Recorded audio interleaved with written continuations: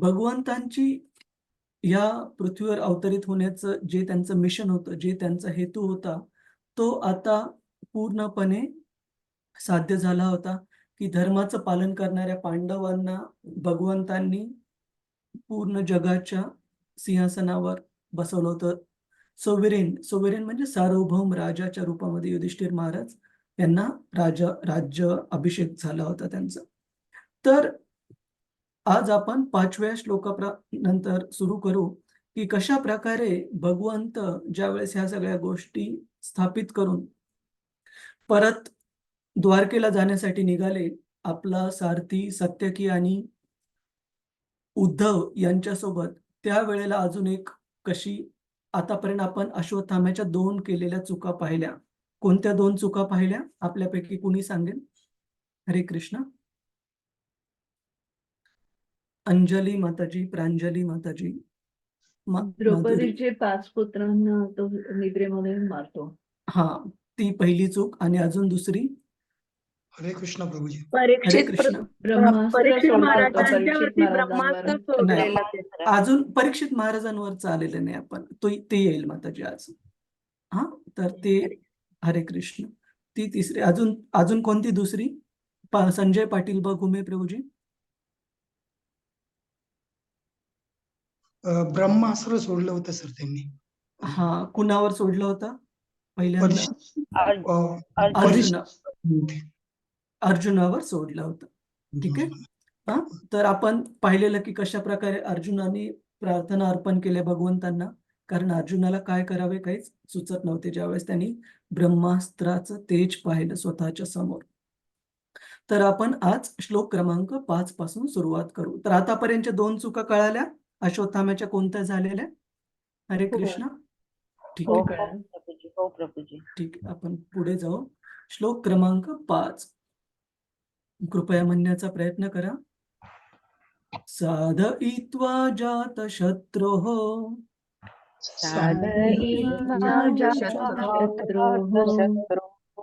स्वं राज्यं कितवैरुतं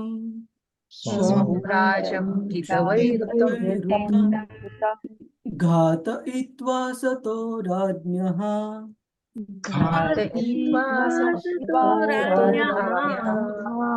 कच स्पर्शक्षतायुषः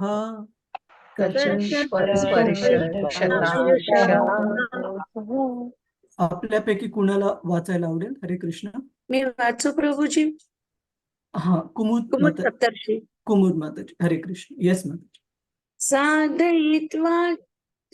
साधयित्वा जात शत्रुः स्वं राज्यं कैतवैरुतं घातयित्वा ततो राज्ञः कच स्पर्शक्षतायुषा. हरे कृष्ण. धन्यवाद प्रभूजी. माताजी, ट्रान्सलेशन अनुवाद वाचा. श्रील प्रभुपादद्वारे श्रील प्रभुपादची जय. स्वार्थी दुर्योधनाने आणि त्या पक्षातील धूर्त अनेक लोकांनी त्यांच्या कोणीही शत्रू नव्हता अशा युधिष्ठिरांचे राज्य कपटाने बळकावल्या. आता भगवंताच्या आशीर्वादाने ते परत मिळवण्याचे कार्यही पार पडले. त्याच्याच मुळे दुर्योधनाला मिळालेले नीतिहीन राजे ठार झाले आणि द्रौपदीच्या केसांना निर्दयपणे स्पर्श करणाऱ्याचे आयुष्य क्षीण झाल्या कारणाने तेही मृत्यूला प्राप्त झाले. हरे कृष्ण. धन्यवाद माताजी. अजून कुणाला वाचायचंय तात्पर्य? मी वाचू प्रभूजी. हा, अंजली माताजी. हरे कृष्ण. हरे कृष्ण. तात्पर्य: त्या वैभवकाळी काळात अर्थात कलियुगाच्या आगमनापूर्वी ब्राह्मण, गाय, स्त्रिया आणि बालके तसेच वृद्ध यांना योग्य संरक्षण मिळत होते. हा ब्राह्मणांचे संरक्षण केल्यामुळे आध्यात्मिक जीवन घडविण्यासाठी अतिशय शास्त्रशुद्ध असलेल्या वर्णाश्रम व्यवस्थेचे संरक्षण होते. गोवंशाच्या रक्षणाने दूध या विस्मयकारक अन्नाचे जतन केले जाते. मेंदूतील ज्या सूक्ष्म पेशींना जीवनाच्या उच्चतर ध्येयाची जाण असते त्यांचे पोषण दुधामुळे होते. स्त्रियांना संरक्षण दिल्याने समाजात पावित्र्य राखले जाते. त्यामुळे शांती, सौख्य, जीवन विकास यासारखी चांगली संतती निर्माण होते. मुलांच्या संरक्षणाने मनुष्य जीवनाला भौतिक बंधनातून मुक्त होण्याची सुसंधी प्राप्त करून दिली जाते. मुलाला असे संरक्षण देण्याचा प्रारंभ मूल प्राप्त करण्याच्या अगदीच प्रारंभापासून किंबहुना शुद्धीकरण प्रक्रियेतील गर्भाधान संस्कारापासूनच होत असतो. वृद्धांच्या संरक्षणामुळे मृत्यूनंतरच्या पारलौकिक जीवनाची पूर्वसिद्धता करण्याची त्यांना संधी मिळते. हा दृष्टिकोन कुत्रा मांजरांच्या सुसभ्य पाशवी संस्कृती व्यतिरिक्त एका यशस्वी मानवतेकडे घेऊन जाणाऱ्या तत्वांवर आधारलेला आहे. वर उल्लेख केलेल्या निरागस अशा जीवांच्या हत्येला येथे पूर्णतः प्रतिबंध घातलेला आहे. अशा जीवांचा अवमान केला असताही आयुर्मर्यादेत घट होते.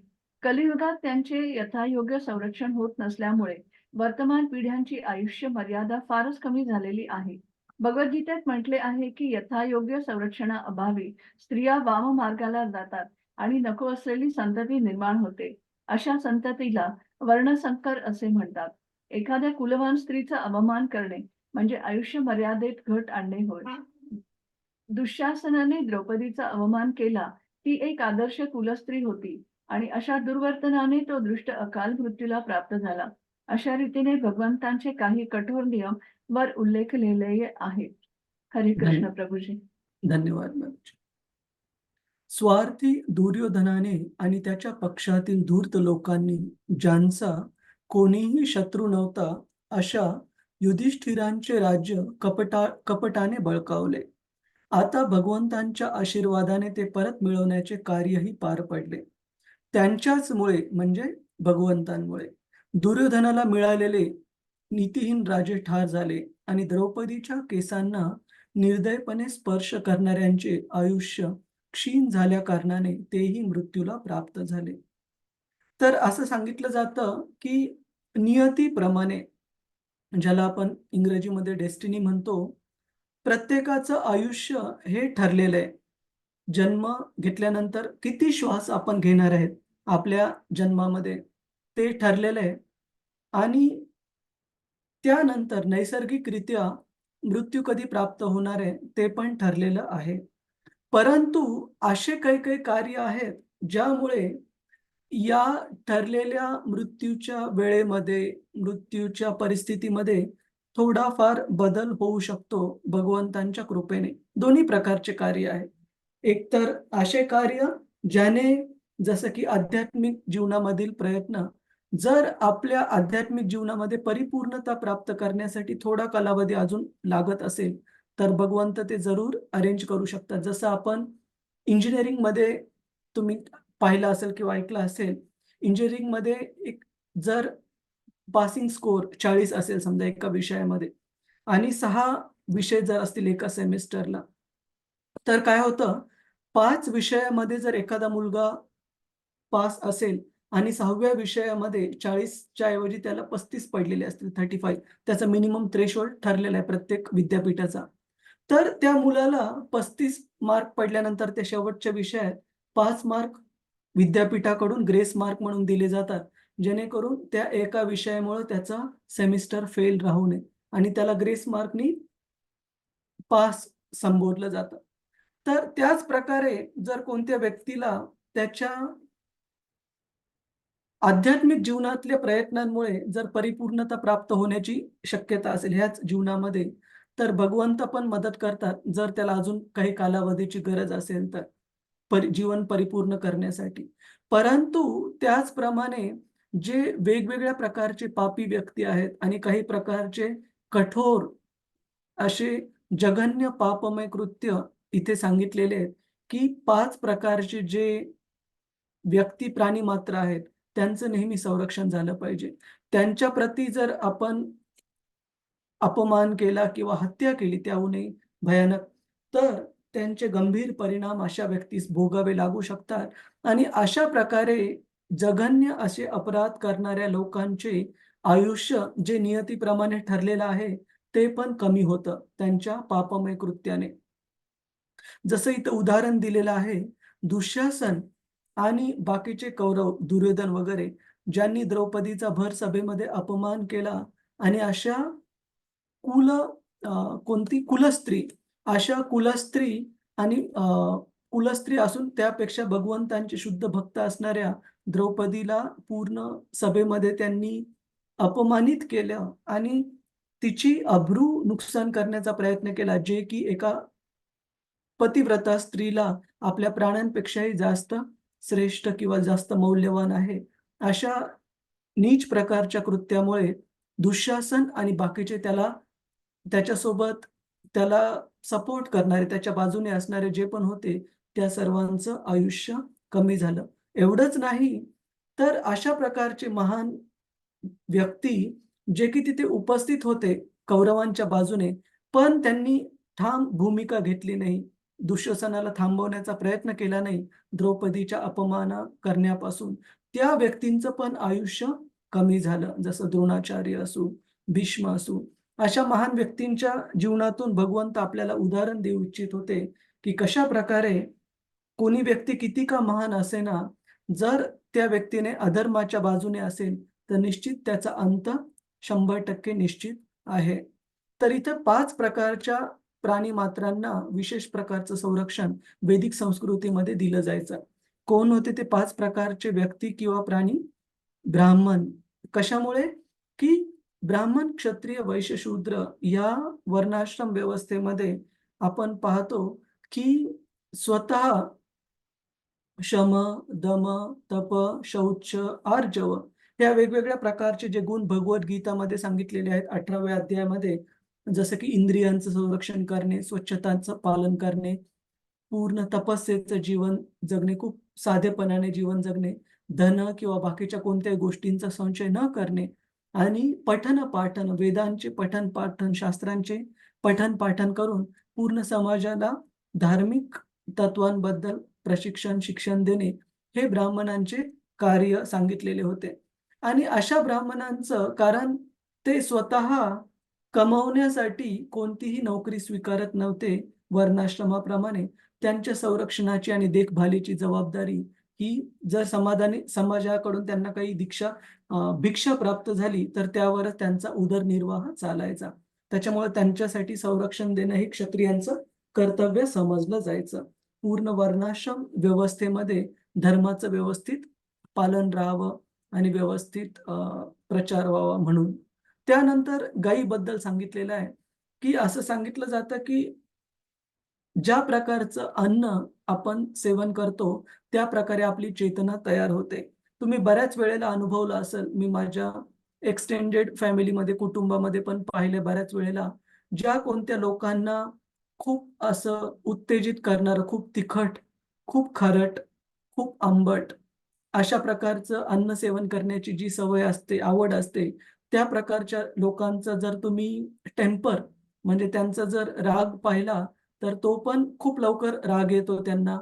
खूप लवकर स्वतःचं बॅलन्स ढळू लागतं त्यांचं. थोडं पण काही इकडं-तिकडं झालं, की ते व्यक्ती स्वतःच्या रागाला नियंत्रित करू शकत नाहीत. का? कारण त्यांच्या ज्या अन्न घेण्याच्या सवयी आहेत, त्या खूप रजोगुणामध्ये, तमोगुणामध्ये आहेत. त्यामुळे नियंत्रण, इंद्रियांवर नियंत्रण, रागावर नियंत्रण ह्या गोष्टी अशा व्यक्तींमध्ये थोड्या अवघड जातात. परंतु गायीपासून मिळणारं जे मनुष्यासाठी खूप महत्त्वाचं असं अन्न जे की दूध आहे, त्याबद्दल शास्त्र असं सांगतं, की ह्या गायीच्या शुद्ध दुधाचं जर सेवन केलं, तर त्या सात्विक अन्नाच्या सेवनाने आपल्या मेंदूतील ज्या सूक्ष्म पेशी आहेत, ज्या की आपल्याला आध्यात्मिक जाण करवण्यासाठी मदत करतात. कशाप्रकारे शास्त्र समजून घ्यायचं हे जाणून घेण्यासाठी मदत करतात. त्या पेशी मेंदूतल्या अशा प्रकारच्या सात्विक अन्नाने, गाईच्या दुधामुळे ह्या डेव्हलप होतात, ह्या तयार होतात. आणि त्याच प्रकारे जर कोणी व्यक्ती रजोगुणातलं आणि तमोगुणातलं अन्न सेवन करत असेल, तर आपण मराठीमध्ये त्याला मठ्ठ म्हणतो किंवा धिम्म म्हणतो. का? कारण कधी-कधी असं एक वाक्प्रचार पण वापरला जातो, की "अरे, त्या व्यक्तीचं डोकं हे गुडघ्यात आहे." याचा अर्थ काय? की अशा प्रकारे त्या व्यक्तीची सदसद विवेक बुद्धी आहे, की त्या व्यक्तीला सूक्ष्म किंवा असं सेन्सिटिव्ह ज्याला म्हणतो आपण, ते विचार करण्याची काही पद्धत नसते आणि एखाद्या प्राण्यामध्ये आणि त्या व्यक्तीच्या विचार करण्यामध्ये जास्त फरक नसतो. म्हणजे उदाहरणार्थ रस्त्याने कोणती कोणता छोटासा कीटक चाललेला असेल, मुंगी असेल, कोणता किडा असेल, त्या व्यक्तीला दुसऱ्यांदा विचार करायची गरज नाही वाटणार. त्या किड्यावर अननेसेसरीली काही कारण नसताना पाय देऊन चालताना. तो हा नाही विचार करणार ज्या प्रकारे आपल्याला वेदना आहे, त्याच प्रकारे त्या मुंगीला पण वेदना आहेत आणि गरज नसताना आपण काळजी घेतली पाहिजे, की आपल्यामुळे दुसऱ्या प्राणीमात्रांना कुणालाही त्रास होणार नाही. ही जी विचार करण्याची प्रवृत्ती आहे, त्याला सद्सद विवेक बुद्धी म्हटलं जातं. आणि अशा प्रकारचे लोकं ज्यांना रजोगुणातलं, तमोगुणातलं अन्न नेहमी ग्रहण करण्याची सवय असते, त्यांच्यामध्ये ही आध्यात्मिक प्रगतीसाठी लागणारी सद्सद विवेक बुद्धी ही कमी होऊन जाते. ते सेन्सिटिव्ह राहत नाही. परंतु जर कोणी सात्विक अन्नाचं सेवन केलं, ज्याचं उदाहरण आहे गाईचं दूध, जर त्याचं सेवन केलं, तर आध्यात्मिक प्रगतीसाठी लागणारी जी मेंदूतल्या सूक्ष्म पेशींची निर्मिती आहे, ती चांगल्या प्रकारे होते. याचा अर्थ आध्यात्मिक जीवनामध्ये दूध हे पोषक आहे आणि व्यक्ती हे आध्यात्मिक जीवनामध्ये प्रगती करण्याची जे इन्स्पिरेशन, जी प्रेरणा आहे, ती अशा व्यक्तीला प्राप्त होऊ शकते, ज्याचं अन्न हे सत्वगुणातलं आहे. आपण पुढे जाऊ. आपला काही प्रश्न असेल या तात्पर्याच्या शेवटी आपण भक्तांना विचारू. त्यानंतर स्त्रियांबद्दल भगवद्गीतेमध्ये पहिल्या अध्यायामध्ये सांगतात, की कशाप्रकारे हेच 5 प्रकारचे जे प्राणीमात्र आहेत त्यांना संरक्षण आवश्यक आहे आणि विशेषतः स्त्रियांसाठी सांगितलं, की त्यांचं जर विशेष प्रकारे संरक्षण केलं नाही, तर समाजामध्ये अशा प्रकारची संतती उत्पन्न होईल, ज्याला की वर्णसंकर म्हटलेले भगवद्गीतेत. वर्णसंकर म्हणजे अनवॉन्टेड प्रोजेनी. अनवॉन्टेड प्रोजेनी म्हणजे अशा प्रकारचे लोकसंख्या वाढेल, जी की समाजासाठी अशांतता पसरवण्यासाठी कारणीभूत ठरेल आणि धर्माचं पालन म्हणा किंवा आध्यात्मिक जीवनामध्ये प्रगती म्हणा किंवा सर्वांसाठी सुख आणि शांतता नांदवणारी जी संतती आहे, ती नाही प्राप्त होणार, तर वर्णसंकर असे प्राप्त होतील, जर स्त्रियांचं संरक्षण केलं गेलं नाही. आणि नंतर भगवंत सांगतात भगवद्गीतेत, की अशा प्रकारची जी वर्णसंकर संतती आहे, ती आपल्या अँसेस्टर्स, आपल्या पूर्वजांसाठी लागणारे जे काही कर्तव्य आहे, जसं की श्राद्ध असू द्या, त्यांना त्यांना पुढचा प्रवास सुखकर व्हावा, यासाठी लागणारे जे काही विधी आहेत, त्या विधींचं पालन व्यवस्थित करू शकत नाहीत, अशा प्रकारचे वर्णसंकर संतती. आणि त्यामुळे ना केवळ ह्या जगातली लोकांना त्रास भोगावा लागतो, अशा प्रकारच्या वर्णसंकर लोकसंख्येमुळे आणि जे वंशज आहेत आपले, त्यांना पण त्या त्रास भोगावा लागतो. कारण अशा प्रकारचे वर्णसंकर संतती यांच्याकडून श्राद्ध, पक्ष अशा प्रकारच्या विधींची काही अपेक्षा ठेवू शकत नाही. तर ब्राह्मण, गोवंश, स्त्रिया, त्यानंतर लहान मुलांबद्दल सांगितलंय, की लहान मुलांना जर आपण व्यवस्थित लहानपणापासून संरक्षणामध्ये प्रेमाने जर वाढवलं, तर तुम्ही पाहाल, की जन्मतः काही अवगुण असू द्या, केवळ आणि केवळ आध्यात्मिक जीवनाच्या घरात पालन केल्या जाणाऱ्या विधींमुळे त्या लहान मुलाच्या मनावर लहानपणापासून चांगले जर संस्कार देण्यात आले, तर ते जन्मतःच प्राप्त झालेले अवगुण पण हळू-हळू नष्ट होतात आणि तो मुलगा पण आध्यात्मिक जीवनामध्ये त्याचं इंटरेस्ट, त्याची रुची निर्माण होते. तर अशा मुलांना भौतिक बंधनातून मुक्त करण्यासाठी म्हणजे आध्यात्मिक जीवनामध्ये प्रगती करण्यासाठी जर आपल्याला संधी मिळवून द्यायची आहे, तर त्यांचं संरक्षण. आणि संरक्षण कशाप्रकारे?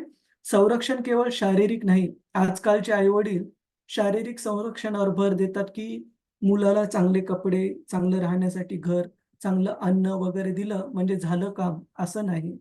केवळ भौतिक शरीरासाठी संरक्षण देऊन उपयोग नाही, तर आध्यात्मिक संस्कारांच्या माध्यमातून संरक्षण देणं पण आवश्यक आहे.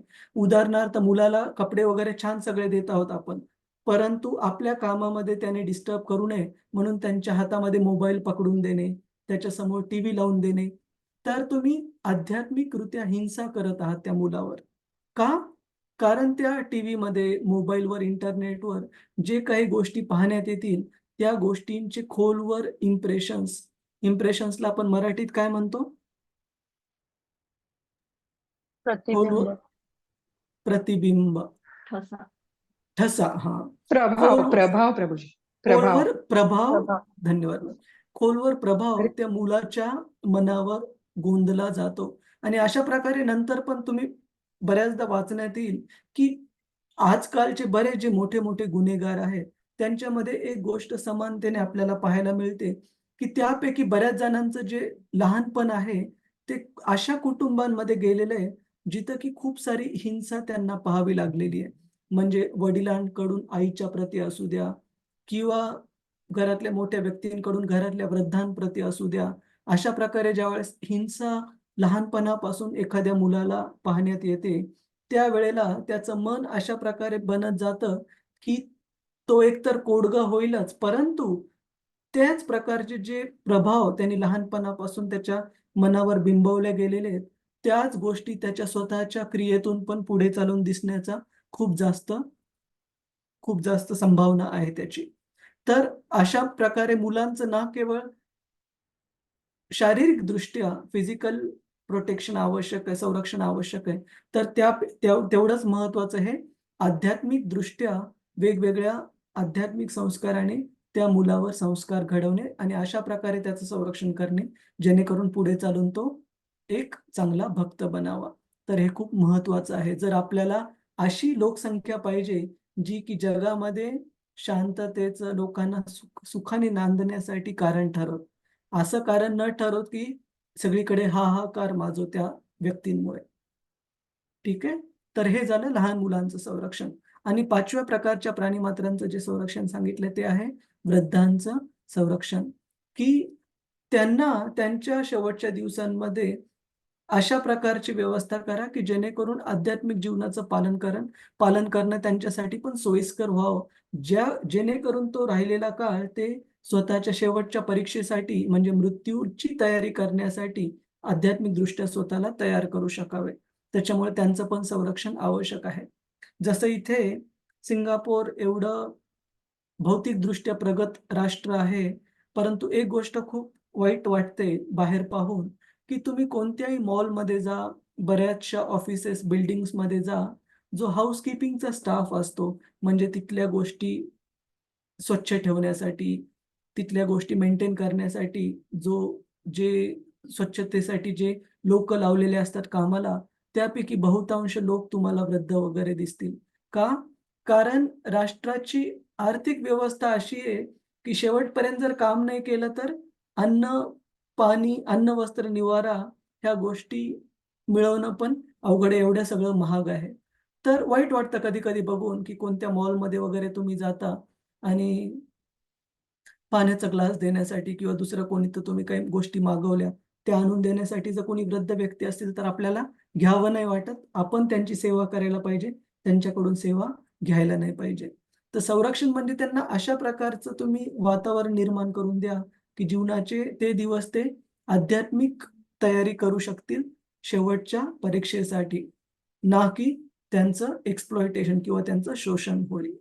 तर अशा प्रकारच्या ह्या 5 प्राणीमात्रांबद्दल विशेषतः शास्त्रामध्ये वर्णन आहे, की त्यांचं संरक्षण करायला पाहिजे. भगवद्गीतेत पण सांगितलं आहे आणि इथे भागवतामध्ये पण सांगितलं आहे आणि आपण त्याचे कारणं पाहिले का ब्राह्मणांचं, गोवंशाचं, स्त्रियांचं, लहान मुलांचं आणि वृद्ध आदी लोकांचं संरक्षण करणं हे विशेष जिम्मेदारी आहे.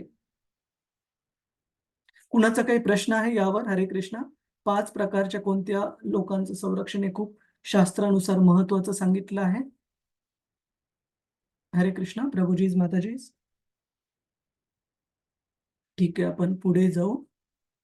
श्लोक क्रमांक 6 तुम्ही म्हणण्याचा प्रयत्न करा.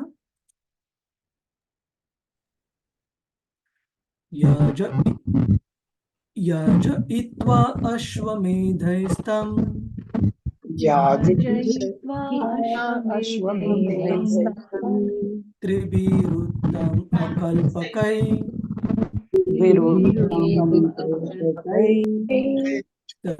तद्यशः पावनं दीक्षु तद्दशपावनं दिक्षु शतमन्योरिवातनो शत शतमन्योरिवातनो हरे कृष्ण. कुणाला वाचायचं आहे? गणेश कुलकर्णी प्रभूजी, हरे कृष्ण. वाचायचं प्रभूजी तुम्हाला? हा वाचतो. हा. हरे कृष्ण प्रभू. हरे कृष्ण. भगवान श्रीकृष्णांनी युधिष्ठिरांकरवी उत्तम सामग्रीने परिपूर्ण असे 3 अश्वमेध यज्ञ करून घेतले. त्यामुळे अशा प्रकारचे 100 यज्ञ करणाऱ्या इंद्राप्रमाणे त्यांची पावन कीर्ती सर्व दिशांना पसरली. तात्पर्य वाचू. हा. युधिष्ठिर महाराजांनी पार पाडलेल्या अश्वमेध यज्ञाच्या अनुष्ठानाची ही एक प्रस्तावना आहे. युधिष्ठिर महाराजांची स्वर्गराज इंद्राशी केलेली तुलना येथे महत्वपूर्ण आहे. स्वर्गराज इंद्र ऐश्वर्यात युधिष्ठिर महाराजांपेक्षा कैक पटींनी श्रेष्ठ आहे. तथापि युधिष्ठिरांची कीर्ती थोर होती. याचे कारण म्हणजे ते भगवंताचे शुद्ध भक्त होते. भगवंताच्याच कृपेने ते केवळ 3च यज्ञ करून 100 यज्ञ करणाऱ्या इंद्राच्या तुलनेत जाऊन पोचले होते. भगवंताच्या भक्ताचा हा विशेष अधिकार आहे. भगवंत सर्वांसाठी समान आहेत, परंतु सदैव सर्वश्रेष्ठांच्या संपर्कात असल्यामुळे भगवंताच्या भक्तांची अधिक स्तुती होत असते. सूर्यप्रकाश सर्वत्र सारख्याच प्रमाणात पसरलेला असला तरी अशी काही स्थाने असतात की ती नेहमीच अंधकारमय असतात. याला सूर्य कारण नाही, तर त्या स्थानांची ग्रहण करण्याची शक्ती तितकी असते. भगवत भक्त मात्र भगवंताच्या सर्वत्र उपलब्ध असलेल्या कृपेचा पूर्ण लाभ प्राप्त करतात. हरे कृष्ण प्रभूजी. धन्यवाद प्रभूजी. तर इथे आपण बघतो की युधिष्ठिर महाराजांकडून भगवंतांनी ज्यावेळेस त्यांना पूर्ण जगाचे राजा म्हणून स्थापित केलं, त्यांच्याकडून 3 अश्वमेध यज्ञ करून घेतले.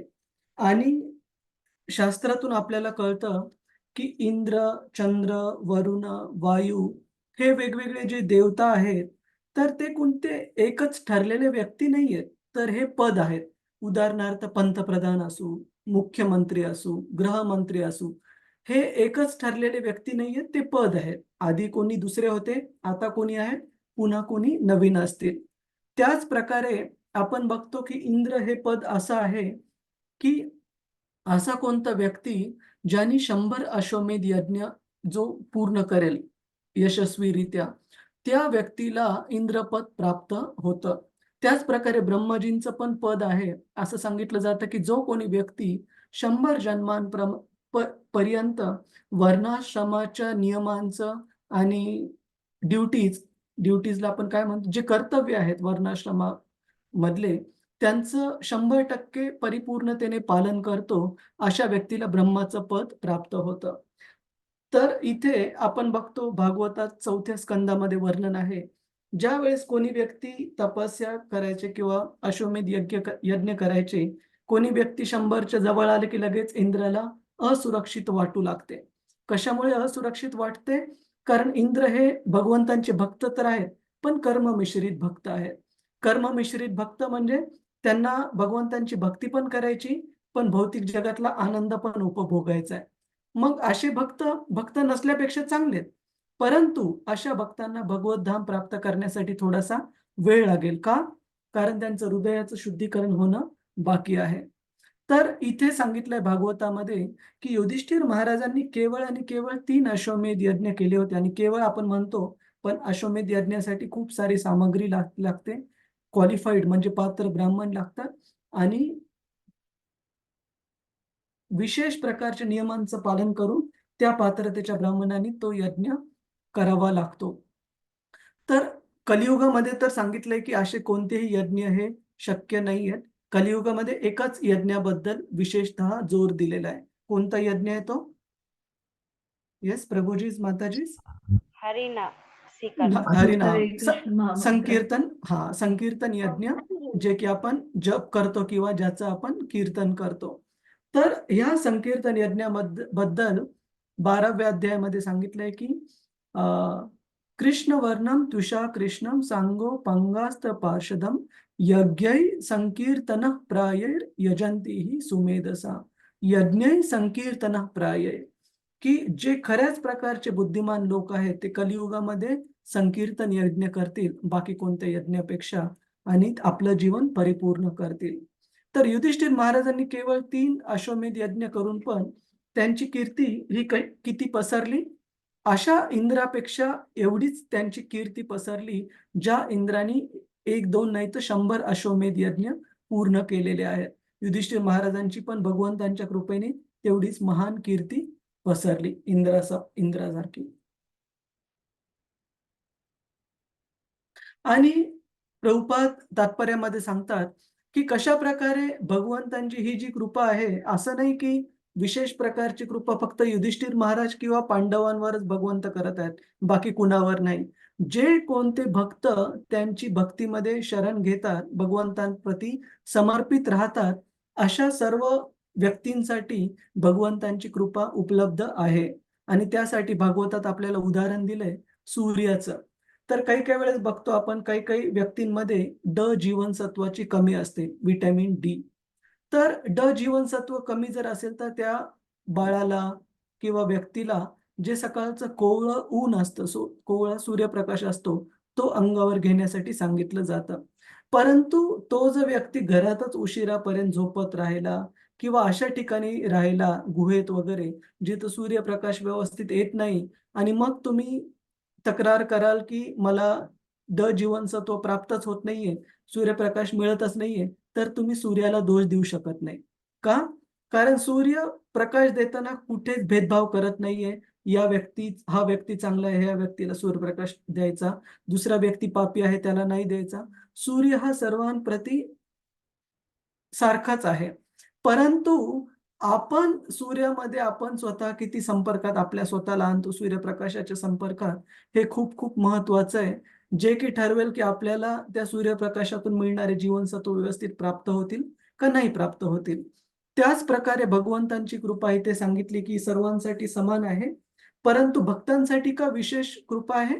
कारण भक्त भगवंतांप्रती त्या प्रकारे समर्पित होतात. जर तुम्ही, मी, बाकीचे व्यक्ती पण त्या प्रकारे समर्पित झालो आपण भगवंतांच्या सेवेमध्ये, तर आपल्याला पण ती कृपा प्राप्त होईल. तर कुणाला काही प्रश्न आहे याच्यावर?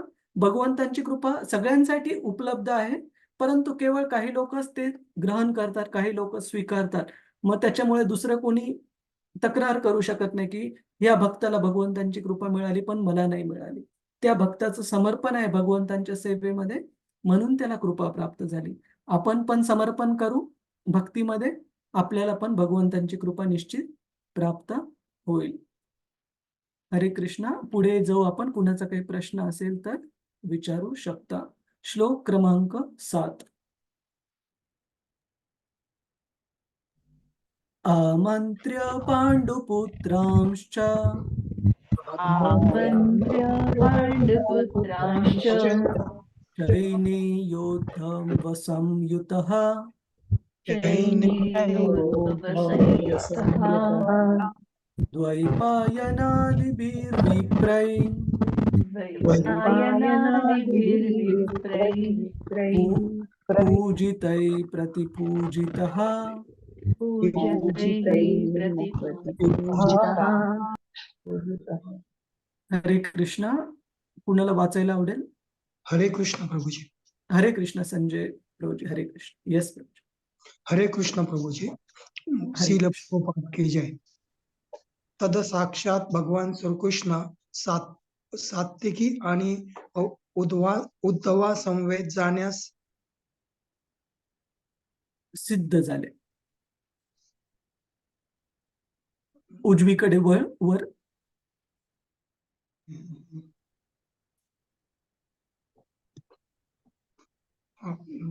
सिद्ध झाले. त्यांनी पांडवांना बोलवून घेतले.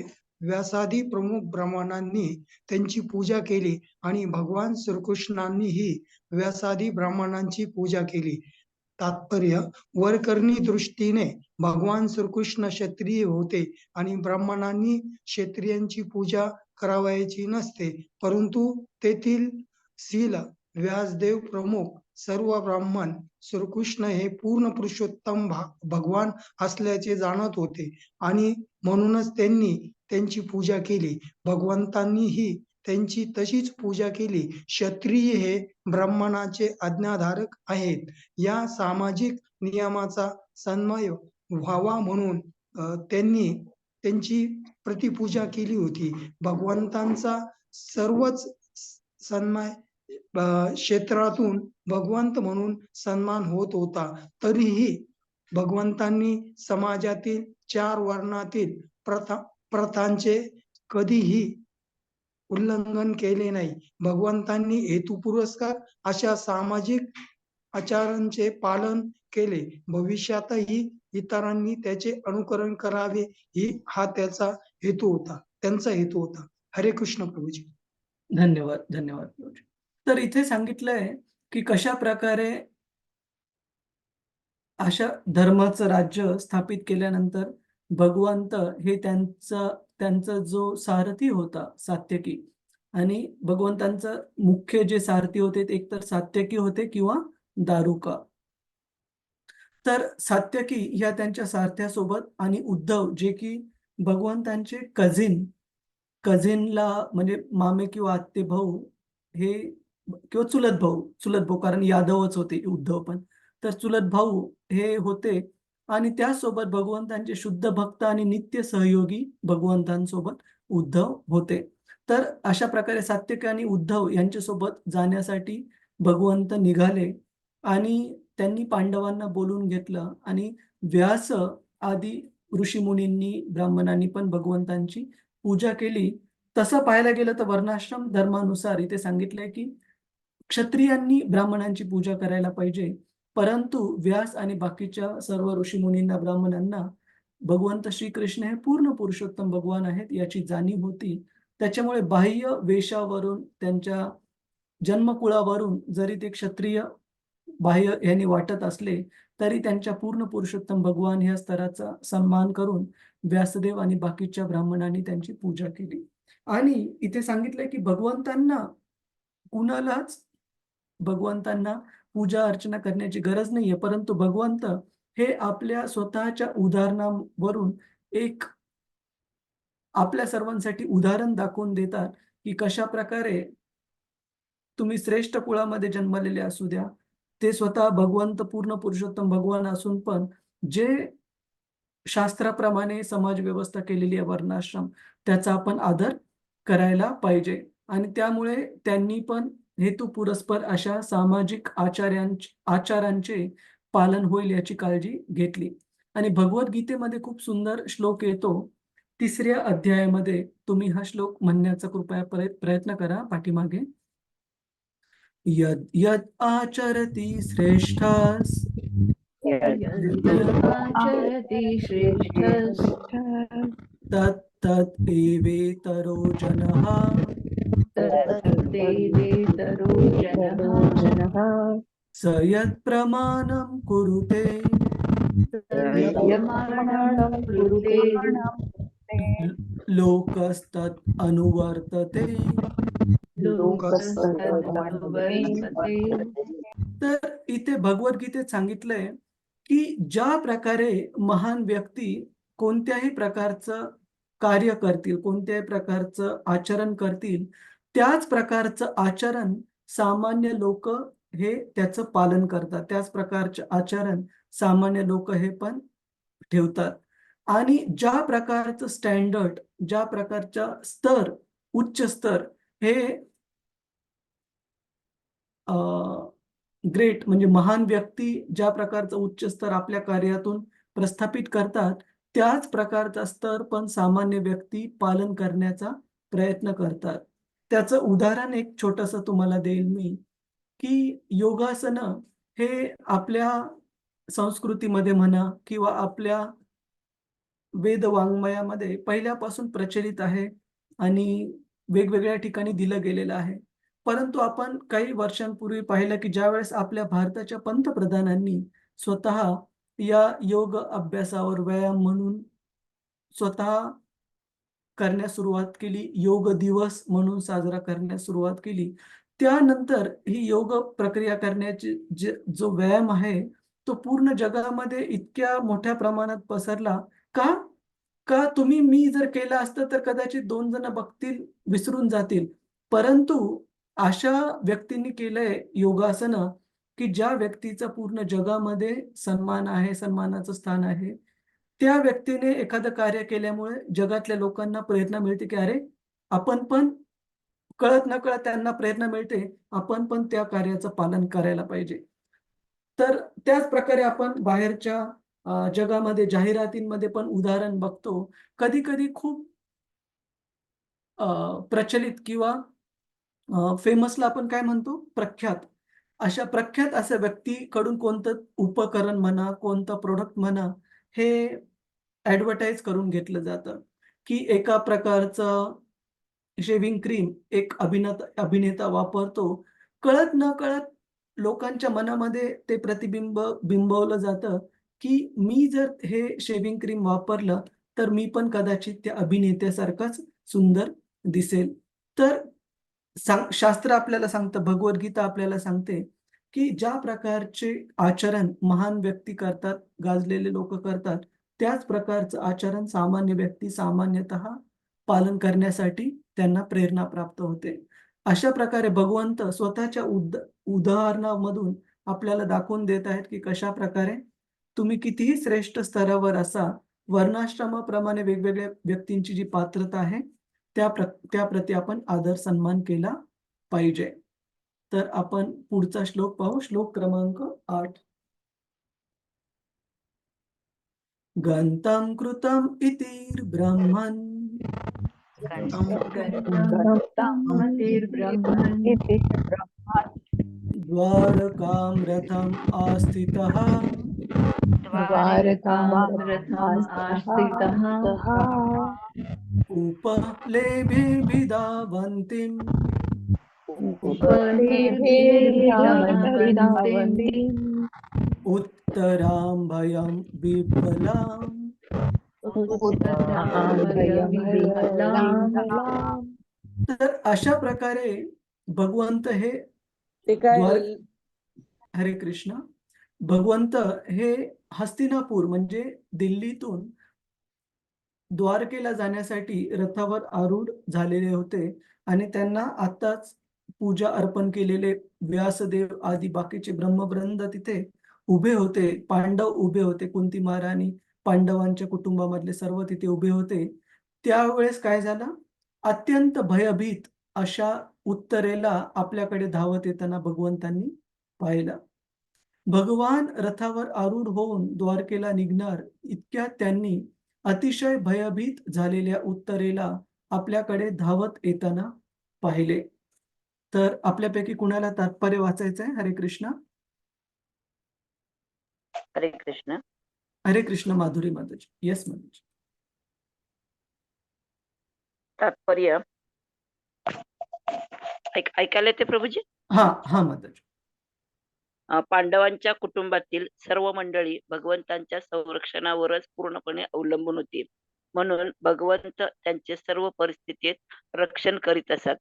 भगवान सर्वांचेच रक्षण करतात हे खरे, परंतु पित्यावर लहान बालक पूर्णपणे अवलंबून नसते आणि पिता त्याच्यावर विशेष लक्ष ठेवीत असतो.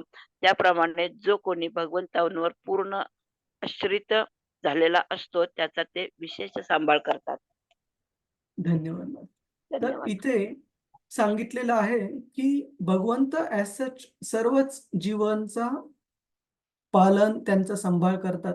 प्रभुपादजी उदाहरण देतात भागवतामध्ये, की एक मुंगी असो छोट्यातली छोटी किंवा एक विशालकाय महाकाय असा हत्ती असो जंगलातला, या दोन्ही प्राणीमात्रांसाठी भगवंत स्वतः सर्व गोष्टी अरेंज करतात. आपण बाकीचे पण प्राणीमात्र पाहतो, जसं पक्षी असो, चिमणी, फुलपाखरं आणि बाकीचे कबूतर, बाकीचे पक्षी म्हणा, हे काही कुठे नोकरी करत नाहीत किंवा कुठे प्लॅनिंग करत नाहीत, की आज मला खाण्यासाठी फळ मिळालं, चला आता उद्यासाठी पण कुठून तरी आणून साठवण करून ठेवू. असं करायची त्यांना गरज नाहीये. का?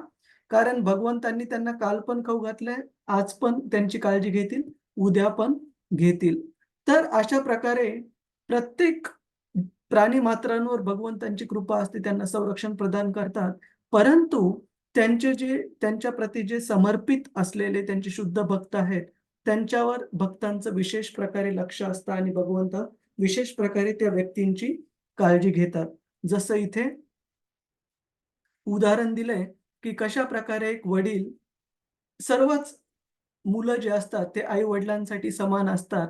परंतु जे लहान बाळ असतं अजून ज्याला स्वतः चालायचं कळत नाही, स्वतः बाहेरच्या जगाशी कसं समजून घ्यावं, कसं वागावं हे कळत नाहीये.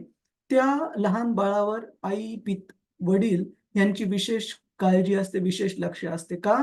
कारण ते पूर्णपणे लहान बाळ आपल्या आईवर आणि वडिलांवर अवलंबून आहे.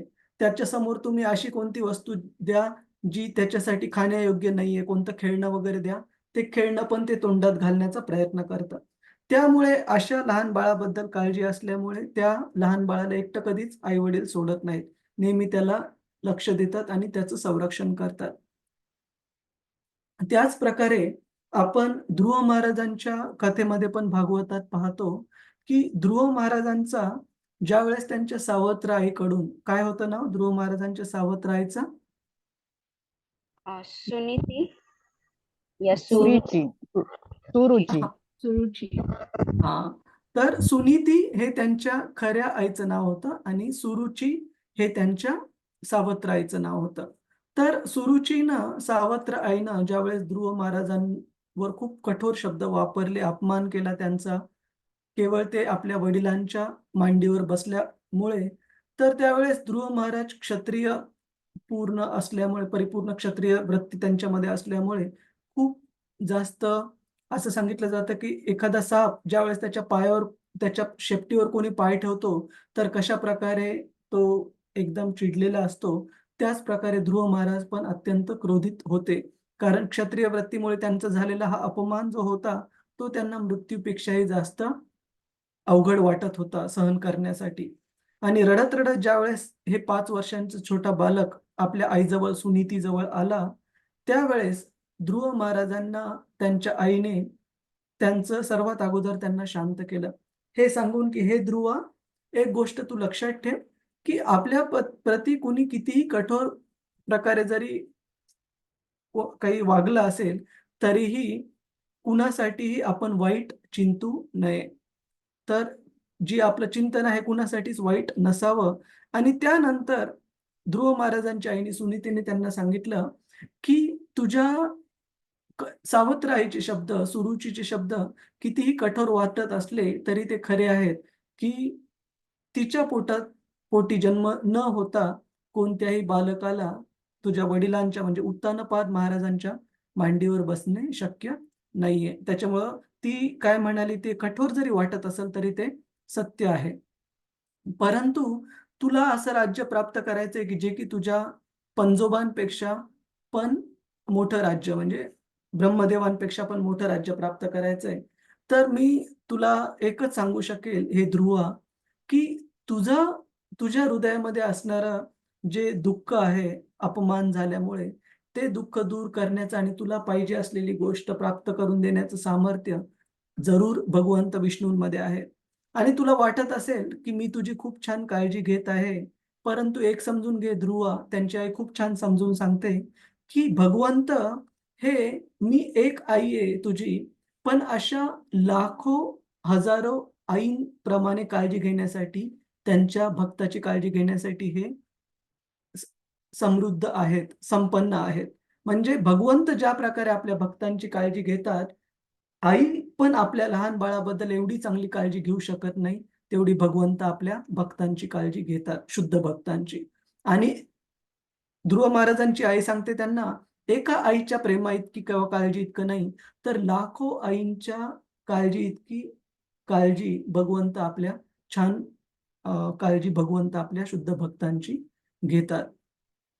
तर इथे सांगितलं ह्या श्लोकामध्ये, त्याचप्रमाणे जो कोणी भगवंतांवर पूर्ण आश्रित झालेला असतो, त्या व्यक्तीची पात्रता ही आहे, की तो व्यक्ती पूर्णपणे भगवंतांशी समर्पित असावा भगवंतांप्रती, किंवा पूर्णपणे भगवंतांचा आश्रय घेतलेला असावा. मग भगवंत त्याचा विशेष सांभाळ करतील. ज्या प्रकारे आपण उदाहरण बघतो, बऱ्याचदा खूप साऱ्या भक्तांना अनुभव आहे आपल्या जीवनामध्ये, की जर आपण भगवंतांवर व्यवस्थितरित्या अवलंबून राहिलो, तर कधीच ते तुम्हाला खाली पडू देणार नाहीत. एक छोटंसं उदाहरण सांगतो मी तुम्हाला, की खूप साधं उदाहरण आहे, पण मला खूप छान वाटलं ज्यावेळेस ही घटना घडली, की मी 2015 साली ज्यावेळेस सिंगापूरला मूव्ह झालो पुण्याहून, तर इथला पहिला दिवस सिंगापूरमध्ये येण्याचा पहिला दिवस मला वाटतं शनिवार होता त्या दिवशी 24 मार्चला 2015 आणि इथे सकाळी 10 वाजता वगैरे पोहोचल्यानंतर दोन्ही ठिकाणच्या वेळेच्या फरकामुळे आणि सामान वगैरे बरोबर आणल्यामुळे खूप थकून गेलेला होतो आणि फॅमिली वगैरे सोबत नव्हती. तर मी आमच्या ऑफिसच्या गेस्ट हाऊसवर उतरलो.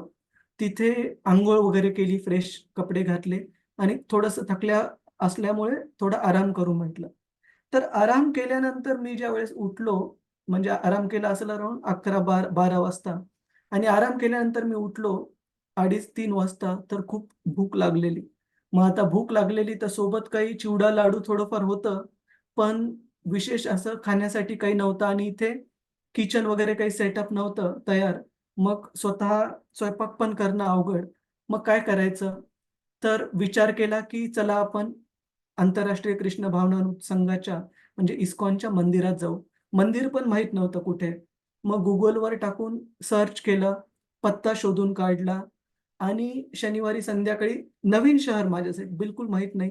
कसं जायचं ते Googleवर सर्च करून घेतलं Google मॅप्सवरून आणि बस घेऊन 1-2 तुकडे करत तिथे पोहोचलो. आश्चर्याची गोष्ट म्हणजे शनिवारची संध्याकाळ होती आणि जनरली सामान्यतः इस्कॉनच्या सर्व मंदिरांमध्ये जी वीकली संडे फीस्ट जो प्रोग्राम असतो, तो संडे फीस्ट म्हणजे रविवारी असतो, ज्यावेळेस प्रसाद वितरण केलं जातं. पण भगवंतांच्या दयेने इथे वीकली फीस्ट प्रोग्राम आहे तो शनिवारी संध्याकाळी असतो आणि मी ज्यावेळेस पोहोचलो त्यावेळेस तो प्रोग्राम जे संपलेला होता आणि सर्व भक्तांसाठी प्रसाद वितरण जे सुरू होणार होतं. आणि मी गेल्यानंतर अशी अवस्था होती, की टी-शर्ट आणि जीन्समध्ये गेलो होतो. म्हणजे भक्त जसे ज्या प्रकारचे कपडे घालतात, धोती, कुर्ता तो पण घातलेला नव्हता आणि जस्ट आवरून गेलेलो, शेव वगैरे व्यवस्थित केली नाही, अवतार होता थोडासा. पण भूक खूप लागली होती. पण आश्चर्याची गोष्ट म्हणजे असे एक भक्त भेटले, ज्यांना बऱ्याच वर्षांपूर्वी लंडनमध्ये ओळख होती थोडीफार. त्यांनी मला पाहिलं, आम्ही दोघांनी एकमेकांना ओळखलं आणि त्यांनी मला लगेच आतमध्ये घेऊन गेले प्रसादम वितरण करण्यासाठी. तर सांगण्याचा अर्थ असा, की मला स्वतःला मनामध्ये खात्रीच बसत नव्हती, की नवीन शहरामध्ये ठिकाण माहीत नाही, कसं यायचं ते माहीत नाही. पण भगवंतांनी उपाशी नाही जाऊ दिलं, की भूक लागलेली आहे आणि दुसरे कोणताही उपाय नाही. हॉटेलमध्ये वगैरे जाण्यापेक्षा आणि असं अन्न ग्रहण करण्यापेक्षा जे प्रसाद नाहीये, माझी इच्छा होती, की प्रसाद जर मिळाला तर ते बरं होईल आणि भगवंतांनी बिलकुल इकडे-तिकडे म्हणजे बिना कुठे भटकंती करता प्रसादाची व्यवस्था पण झाली. तर सांगण्याचा अर्थ असा, की आपण भगवंतांवर विश्वास ठेवायला पाहिजे. मी नेहमी एक गोष्ट म्हणतो, की तुम्ही कृष्णाला एक चान्स तर द्या, की आपली व्यवस्थित काळजी करण्याचा आणि तो चान्स देणं म्हणजे असं नाही, की भगवंतांना ऑर्डर देत राहणं, की "हे कृष्ण, तुम्ही आज मला हे आणा, ₹1,00,000 ची लॉटरी लागू द्या, मग मी मानेल की तुमची माझ्यावर कृपा आहे." अशी नाही. भगवंतांची कृपा म्हणजे आपण त्यांना पूर्ण प्रकारे समर्पित राहणं, की "प्रभू, मी आपल्या सेवेप्रती जे सर्वात चांगलं करण्यासारखं जे शक्य होतं ते केलेलं आहे. आता आपली जी ज्या प्रकारे इच्छा आहे त्या प्रकारे होऊ द्या. असं नाही की प्रसाद मिळाला म्हणून भगवंत महान आहेत. प्रसादाची व्यवस्था नसती झाली, तरी पण ती भगवंतांची कृपाच राहिली असती. फक्त कशाप्रकारे कृपा प्राप्त होईल भगवंतांची ती स्वीकार करणं आपण खूप खूप आवश्यक आहे. जसं आपण इथे महाभारतामध्ये पाहतो, भागवतात पाहतो, की भगवंतांचे स्वतःचे शुद्ध भक्त आहेत. पांडव, द्रौपदी, कुंती देवी आणि भगवंतांच्या स्वतःच्या सख्ख्या बहिणीचा मुलगा म्हणजे अभिमन्यू हा युद्धामध्ये मारला गेलेला आहे. तेच नाही तर द्रौपदी जी की भगवंतांची शुद्ध भक्त आहे, तिचे 5ही मुलं मारले गेलेले आहेत. आणि ह्या सर्व मुलांचा मृत्यू झाल्यानंतर जो कुरु कुटुंबाचा शेवटचा जो वंशाचा दिवा होता, अभिमन्यूचा पुत्र त्याच्या पत्नीच्या उदरामध्ये वाढत होता, उत्तरेच्या पोटामध्ये परीक्षित महाराज, त्यावर पण आता अश्वत्थाम्याने ब्रह्मास्त्र टाकलेलं आहे. तर उत्तरेच्या ज्या प्रार्थना आहेत आणि त्यानंतर काय होतं, हे आपण पुढच्या वेळेला पाहू मंगळवारी. त्या अगोदर कुणाचा काही प्रश्न आहे, काही जिज्ञासा आहे? हरे कृष्ण, प्रभुजीज, माताजीज. तर आज आपण पाहिलं भगवंत कशा प्रकारे पांडवांचे कुटुंब सदस्य म्हणून वावरत होते, त्यांच्या भक्तांच्या त्यांच्या प्रती असणाऱ्या प्रेमामुळे, समर्पणामुळे. आणि त्यानंतर आपण पाहिलं की शास्त्रामध्ये कशा प्रकारे वेगवेगळ्या प्रकारच्या 5 प्रकारचे जे प्राणी मात्र आहेत, त्यांचं संरक्षण विशेषतः मुख्य सांगितलेलं आहे. त्यामध्ये आहेत ब्राह्मण, स्त्रिया, लहान मुलं, गायी आणि वृद्ध व्यक्ती. ह्या 5 जणांचं त्यांना कधीही अपमान पण करायला नाही पाहिजे. हिंसा तर दूरची गोष्ट. तर अशा प्रकारे त्यांची काळजी घेतली पाहिजे आणि का काळजी घेतली पाहिजे हे पण आपण पाहिलं. त्यानंतर आपण पाहिलं, की कशाप्रकारे भगवंत ज्या कार्यासाठी या पृथ्वीवर अवतरले होते, धर्माची स्थापना करण्यासाठी, ते त्यांनी पूर्ण केलेलं आहे. धर्मसूत युधिष्ठिर महाराजांना सार्वभौम राजा बनवलेलं आहे. आणि त्यानंतर भगवंत जस्ट हे सर्व स्थापित केल्यानंतर आपल्या घरी द्वारकेला जाण्यासाठी निघत आहेत. त्यावेळेस उत्तरा खूप घाबरलेल्या अवस्थेमध्ये त्यांना त्यांच्याकडे पळत जात आहे आणि त्यांना प्रार्थना करत आहे. आणि कशाप्रकारे त्या अगोदर भगवंतांनी स्वतः श्रील व्यासदेव आणि बाकी ब्राह्मणांकडून पूजा स्वीकार केली आणि त्यांना पण पूजा अर्पण केली. हरे कृष्ण. कुणाचा काही प्रश्न, काही जिज्ञासा आहे? प्रभुजीज, माताजीज. हरे कृष्ण प्रभूजी. हरे प्रश्न कृष्ण. काही नाही. हा, प्रश्न काही नाहीये, पण तुम्ही जे भगवंत कृपेचं तुमचं स्वतःचं उदाहरण दिलं, ते ऐकून एवढं छान वाटलं. म्हणजे केवढी मोठी भगवंत कृपा होऊ शकते, याचं अगदी हरे ज्वलंत कृष्ण. स्वतः उदाहरण. हरे कृष्ण, खरी हरे गोष्ट. कृष्ण. आणि एक लक्षात ठेवायला पाहिजे, की जर हे झालं जरी नसतं, तरी पण भगवंत हे तेवढेच कृपाळू आहेत. असं नाही की आपल्याला पाहिजे तसं झालं म्हणून भगवंत महान आहे. जसं अजून एक उदाहरण देतो तुम्हाला, की 2007 ते 9 काळामध्ये नोकरीनिमित्त मी आणि कुटुंब आम्ही लंडनला स्थित होतो. त्या ठिकाणी आधी ऑफिसवरून ट्रेन स्टेशनला यावं लागायचं. ट्रेन स्टेशनहून घरी यावं लागायचं बस घेऊन. तर ट्रेन स्टेशनला येणारी एक बस, त्याचा नंबर अजून लक्षात आहे माझा H19 H19 हा नंबर होता. ती बस एवढी लहरी बस होती, की कधी-कधी तो ड्रायव्हर लूप घ्यावा लागायचा त्या ट्रेन स्टेशनला येण्यासाठी. कधी लूप घ्यायचा, कधी-कधी न घेता सरळ निघून जायचा.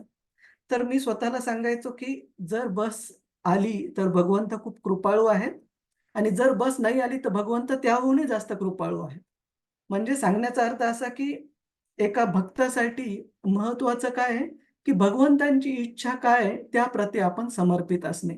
असं नाही, की आपल्या मनाप्रमाणे झालं तरच मी भगवंतांची भक्ती करेन. महत्त्वाचं आहे, की त्यांच्या इच्छा काय आहे त्याप्रमाणे मी वागेल. आज त्यांची इच्छा आहे, ही गोष्ट अशी सोयीस्कर होण्याची काही हरकत नाही. कृपाळू आहेत. आज त्यांची इच्छा आहे, की थोडीसं मी तपस्या करावी, थोडंसं चाललं तरी चालतं, काही अवघड नाही. मग ती पण भगवंतांची कृपाच आहे. अशा प्रकारे भक्तांनी स्वीकारायला पाहिजे. हरे कृष्ण. अजून कुणाचा काही टीका, टिप्पणी, काही प्रश्न आहे? हरे कृष्ण. प्रभुजीज, माताजीज. हरे कृष्ण प्रभूजी. हरे कृष्ण. किरण जाधव प्रभुजी. तर अ, अ, महाभारत युद्धानंतर युधिष्ठिरांना सार्वभौमत्व मिळालं आणि त्यांनी अश्वमेध यज्ञानं 3 अश्वमेध यज्ञ केले. केले. हो. तत्पूर्वी ज्या वेळेला ते वनवासातून आले आणि दुर्योधन किंवा आपले धृतराष्ट्र हे ते राजा म्हणून हे होते, राजा होते. त्यावेळेला सुद्धा त्यांनी राजसूय यज्ञ केला. त्यामध्ये राजसूय यज्ञ केले. राजसूय यज्ञ केला. त्यामध्ये शिशुपालाचा वध वगैरे आपण पाहतो. पण ज्या वेळेला अ, धृतराष्ट्र हे राजा असताना सुद्धा धर्मराजांनी किंवा युधिष्ठिरांनी कोणत्या अधिकारात ते हा राजसूय यज्ञ केला, असं मला एक छोटीशी शंका आहे की हां, कशासाठी केलंय? हां. तर का सर्वात युधिष्ठिरांच्या म्हणजे धृतराष्ट्रांच्या राज्यासाठीच केला असं होतो? हां. तर धृतराष्ट्र, पांडू आणि विदुर ह्या 3 भावांचे जे त्यांच्या अगोदरचे राजा म्हणजे येणाऱ्या संततीमध्ये जे वडील, संततीमध्ये. हा Yes. ऑफकोर्स यांचा जन्म तर व्यासदेवांपासून झाला, परंतु जे Yes. राजा होते ते विचित्रवीर्य नावाचे राजा होते. तर बरोबर. त्यांना संतती होत नसल्यामुळे शेवटी एक विशेष प्रक्रियेतून ह्या तिघांचा जन्म झाला. धृतराष्ट्र हे सर्वात मोठे होते, परंतु धृतराष्ट्र हे शारीरिक दृष्ट्या अपंग असल्यामुळे म्हणजे दिसत नसल्यामुळे जे राज्याचं जे इनहेरिटन्स प्राप्त झालं ते पांडूंना प्राप्त झालं 2 नंबरचे पुत्र असताना पण. बरोबर. ठीक आहे. तर पांडूंचे पुत्र असल्यामुळे खऱ्या दृष्टीने जे राज्य इनहेरिट होणार होतं पांडूंच्या मृत्यूनंतर ते पांडवांनाच प्राप्त होणार होतं. आणि धृतराष्ट्र जे होते ते केअरटेकर म्हणजे जोपर्यंत 5 पांडव हे कळण्यालायक होत नाहीत, 18 वर्षाचे होत नाहीत, तोपर्यंत काही काळापुरतं राज्य हे धृतराष्ट्रांकडे होतं. परंतु आपल्या आंधळ्या पुत्र प्रेमामुळे धृतराष्ट्राने पूर्ण राज्य बळकावण्याचं ठरवलं. आणि त्यानंतर थोडंसं पुढे जातो मी. ज्यावेळेस Yes. कुरुक्षेत्राच्या युद्धाच्या अगोदर कृष्ण युधिष्ठिराकडे आणि धृतराष्ट्रांकडे गेले, की तुम्हाला राज्य स्वतःकडे ठेवायचंय, काही हरकत नाही. फक्त 5 गाव द्या पांडवांना. प्रत्येक भावाला 1 गाव त्यांचं ॲडमिनिस्ट्रेशन म्हणजे क्षत्रिय धर्माचं पालनसाठी. तर दुर्योधनाने नाही सांगितलं, की 5 गाव तर काय एवढी जागा पण देणार नाही, की जी की सुईच्या टोकावर मावेल. तर जो यज्ञ केलेला राजसूय यज्ञ, त्यावेळेस राज्य खरोखर युधिष्ठिर महाराजांना परत, कारण ते मोठे झाल्यानंतर त्यांचं पूर्ण द्रोणाचार्यांच्या खाली शिक्षण झाल्यानंतर त्यांना राज्य देणं धृतराष्ट्राला भाग होतं खरं तर. बरोबर. परंतु मग दुर्योधनाने आणि शकुनी मामा आणि बाकीच्या लोकांनी कपटाने ते राज्य बळकावण्याचं आणि त्यांना वनवासात पाठवण्यासाठी बरोबर. द्यूत क्रीडा अरेंज केली. तर तो राजसूय यज्ञ त्यावेळेस खरं सांगायला गेलं तर येणाऱ्या इनहेरिटन्स प्रमाणे युधिष्ठिर महाराजांना तेच राज्य होतं. त्या राज्याच्या म्हणजे त्या राजाच्या पदावर राहूनच त्यांनी राजसूय यज्ञ त्या केलं. अधिकारातच केलं. त्या अधिकारातच केला. ठीक आहे. ओके. हरे कृष्ण. हरे कृष्ण. हरे कृष्ण. तर अजून आणखीन एक हा हा प्रभूजी. नाही, आपण जे सिंगापूरचं उदाहरण सांगितलं की आपल्या मॉलमध्ये सुद्धा वृद्ध व्यक्तींना काम करायला लागतंय. म्हणजे हो. इतकं प्रगत असून सुद्धा त्यांना आध्यात्मिक दृष्टिकोनातून तिकडं प्रगती नाही, असाच त्याचा अर्थ.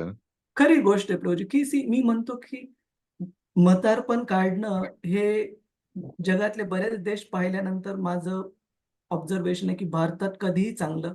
का? कारण जसं प्रभूजी आता म्हणाले की आध्यात्मिक दृष्ट्या हे सगळे देश आंधळे आहेत. त्याच्यामुळे जे आध्यात्मिक मार्गाचं पालन करणं, स्वतःला तयार करणं आपल्या जन्माच्या शेवटच्या परीक्षेसाठी जे भारतात आपण करू शकतो, बाहेरच्या देशांमध्ये ती वैदिक संस्कृती किंवा ती शिकवण मिसिंग आहे. इथले वृद्ध लोक फक्त एकच करत राहतात, की जोपर्यंत हातपाय चालत आहेत तोपर्यंत काम करणे. ज्यावेळेस हातपाय थकून जातील त्यावेळेस केवळ आणि केवळ शेवटच्या क्षणाची वाट पाहणे. दुसरी अशी प्रॉपर पॉझिटिव्ह एंगेजमेंट जी म्हणतो आपण, ती बिलकुल मिसिंग आहे. आणि हे पण पाहून वाईट वाटतं, की म्हणजे इतक्या वयस्कर लोकांना पण त्यांच्याकडून सेवा घेणे बिलकुल योग्य नाही वाटत.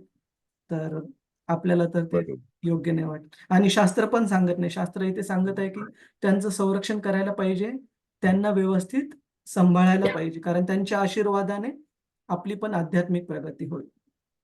बरोबर. आणि एक शेवटची गोष्ट आपल्या सगळ्यांना मी दाखवेल, त्यानंतर आपण आजचं कन्क्लूड करू, की मी आज ज्यावेळेस आजच्या आपल्या चर्चेसाठी भागवतमचे श्लोक आणि अनुवाद तात्पर्य वाचत होतो, एक गोष्ट मला दिसली.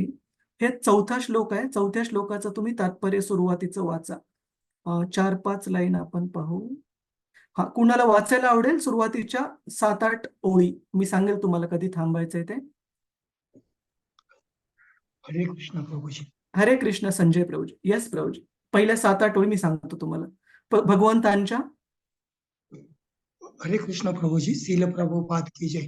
भगवंताच्या आज्ञेतील निसर्गाचे कठोर नियम कोणत्याही प्राण्याला बदलता येत नाही. प्राणी मात्रे सर्व शक्तिमान भगवंताच्या नेहमीच अधीन आहोत. भगवंताकडूनच नियम आणि आदेश येतात. या नियमाच्या आणि आदेशाचा सामान्यपणे धर्म म्हणतात. धर्माची सूत्रे कोणालाही निर्माण करता येत नाहीत. भगवंताच्या आज्ञेचे दृढतेने पालन करणे हा अधिकृत धर्म होय. भगवद्गीतेत भगवंताच्या आज्ञा स्पष्टपणे घोषित केलेल्या आहेत. प्रत्येकाने त्याचे किंवा त्यांच्या आज्ञेचेच पालन करावे. त्यामुळे सर्व जण भौतिकदृष्ट्या व आध्यात्मिकदृष्ट्या सुखी होतील. जोपर्यंत आपण या भौतिक जगात आहोत तोपर्यंत भगवंताच्या आज्ञेचे पालन करणे हे आपले कर्तव्य आहे. यदाकदा धन्यवाद धन्यवाद पूज्य. तर हरे इथे कृष्ण. हरे कृष्ण.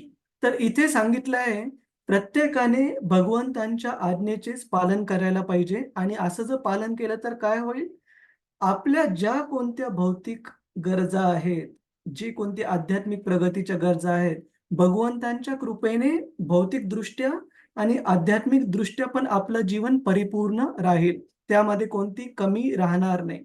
तर आपल्याला हा विश्वास पाहिजे प्रभूजीज माताजीज. काही वेळा लोकांचं असं धारणा असते की हरे कृष्ण महामंत्र जप करत राहिलं तर बाकीचं कार्य कधी करायचे, कुटुंबाचं भरण पोषण कसं करायचं. लहान विद्यार्थ्यांनी जर हरे कृष्ण महामंत्राचा जप करत बसले, अभ्यास कधी करणार. असं नाहीये की हरे कृष्ण महामंत्राचा जप केला म्हणजे अभ्यासासाठी वेळ मिळणार नाही. शेवटी वेळ काळ हे पण भगवंतच आहेत. जर त्यांनी अरेंजमेंट व्यवस्थित करायची ठरवली तर कधीही वेळ आपल्याला कमी पडणार नाही आणि आपल्याला ते बुद्धी पण देतील तेवढ्या वेळामध्ये कसं चांगल्यात चांगलं आपण कार्य करू शकतो कुटुंबाचं भरण पोषण करण्यासाठी किंवा आपल्या कर्तव्याचं पालन करण्यासाठी. तर कधीही आपण असं समजायला नाही पाहिजे की आध्यात्मिक जीवनातले कर्तव्य करताना भौतिक जीवन दुर्लक्षित होईल, असं बिलकुल नाहीये. इनफॅक्ट एका भक्तासाठी भौतिक जीवन हे आध्यात्मिक जीवनाचा भाग बनून जाते. कोणतीच गोष्ट भौतिक राहत नाही. म्हणजे मी कुटुंबासाठी जे कमवून आणतो, महिन्याला जो पगार मिळतो, तो पण भक्तीचाच भाग आहे, जर कुटुंबातले सदस्य आध्यात्मिक जीवन पालन करत असतील तर. तर हे आपण समजून घेतलं पाहिजे. भगवंतांची भक्ती केल्याने कधी कोणती गोष्ट कमी पडणार नाही. त्याच्यामुळे बिलकुल असं काही समजायला नको की आधी भरभराट करू भौतिक, नंतर आध्यात्मिक जीवनाचं बघू, असं नसतं चालत. ठीक आहे प्रभूजीज माताजीज, कुणाला काही प्रश्न आहे यावर? तर खूप खूप धन्यवाद आपल्या सगळ्यांचा आजच्या भागवत चर्चेमध्ये भाग घेण्यासाठी आणि आपण मंगळवारी भेटू कृष्णावेळी. वंशा कल्पतरुभ्यश्च कृपा सिंधुभ्य एव च पतितानां पावनेभ्यो वैष्णवेभ्यो नमो नमः.